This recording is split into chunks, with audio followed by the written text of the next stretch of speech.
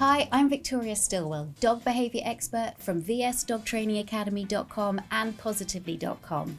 And today, I'm going to be looking at some of the videos you've sent in of your dogs. First, here's a puppy that eats like there's no tomorrow. Bekle kızım, bekle. Hayır, otur, otur. Hali, aferin kızım.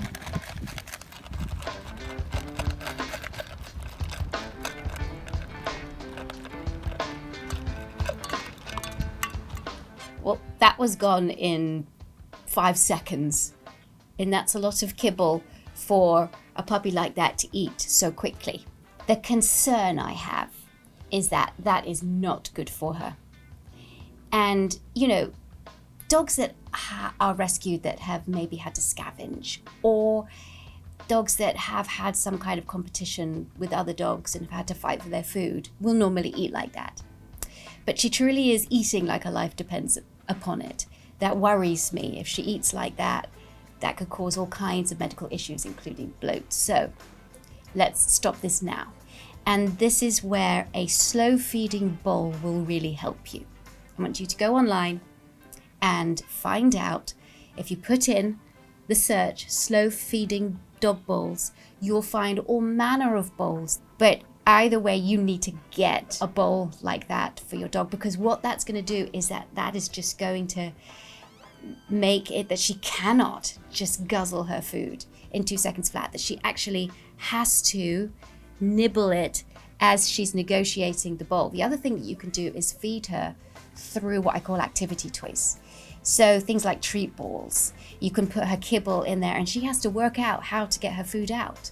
So I would do a combination, maybe a couple of times that you feed her in the week that you use activity toys.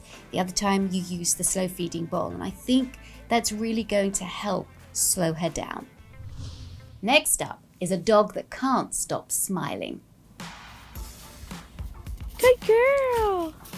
Yeah, you show them the smile. Sit, hey. Come here. Good girl. I'd like her to stop smiling sometimes. She smiles often, and sometimes she has scared people before, and I don't want her to scare people. I see that smile. Okay. Now, lots of dogs do smile, and they smile particularly when they're greeting somebody for the first time. I was just with a dog, working with a dog that smiled all the time. But I also think the smile sometimes can be just like either an appeasement gesture, like a hi, or where the dog is a little bit conflicted. And it's not so much that, you know, obviously people see it as the dog showing its teeth. And there is a difference between a dog snarling and then a dog smiling, because the body language of a dog snarling is very different from her body language. It's interesting because it seems like the smile is being accompanied by a lot of kind of almost sneezing, but sort of chuffing, blowing out of the nose as well. And so I think that shows a little bit of kind of conflict behavior. I wouldn't stop the way she communicates, because as long as you tell people this isn't her showing her teeth because she's snarling at you or growling at you, this is just because she truly is smiling.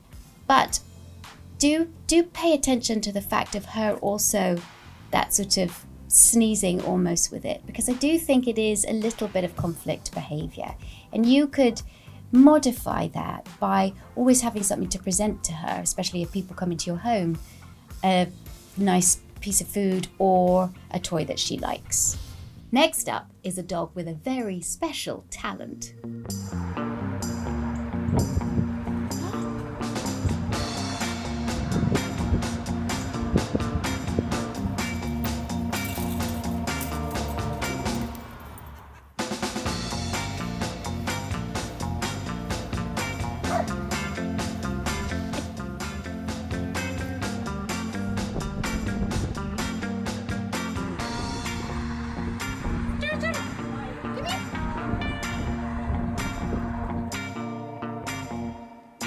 That dog can jump.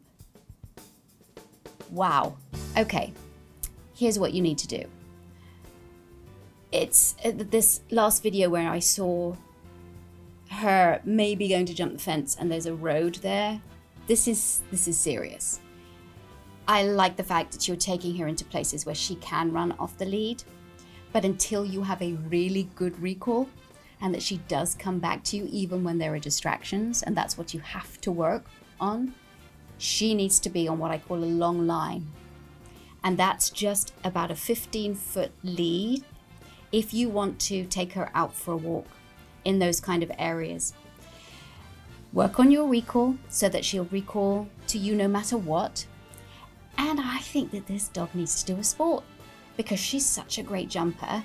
I think you need to find an agility organization near you and go and do some agility with her. I think she'd be amazing. Agility is a team sport between dog and person. I think she could really benefit with that because it's a bonding experience as well. It's teamwork. So I think that's what you need to do. This could be a very serious issue if she gets out. She's going to get run over on a road, especially a busy road like that. So that's what I think you need to do. Make sure that you have effective recall. Don't let her off until you know that it's going to work. Have a long line when you do go and walk in spaces so she can still sniff and walk around and run around. And do agility with her because she's going to be really good at it. And it's an amazing outlet. Great for physical activity and also mental enrichment.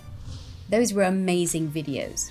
We have loads more and I promise I will get to them at some point. But in the meantime, if you want to learn more about your dog's behavior, we have courses that you can take at my academy online. If you go to VS Dog Training Academy, you'll be able to find courses on how to improve your dog's confidence, learning about how your dog thinks, feels, and learns. And if you're interested in becoming a dog trainer, check out our full dog trainer course.